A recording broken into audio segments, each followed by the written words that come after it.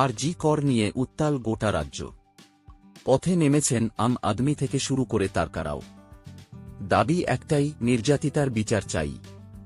তবে বেশিরভাগ তারকা যখন পথে নেমে সোচ্চার, তখন মুখে কুলুপ এঁটেছিলেন রচনা বন্দ্যোপাধ্যায়। পরে কেঁদে কেটে নির্যাতিতার বিচার চাই বলে রচনা ভিডিও পোস্ট করলেও নেটিজেনদের আক্রমণের মুখে পড়েন।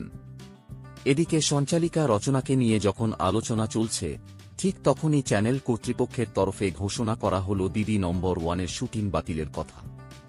তবে ইতিমধ্যেই আর.জি. কর কাণ্ডের জেরে দিদি নম্বর 1 সঞ্চালিকা রচনা বন্দ্যোপাধ্যায়ের উপর ক্ষুব্ধ বহু জনতা।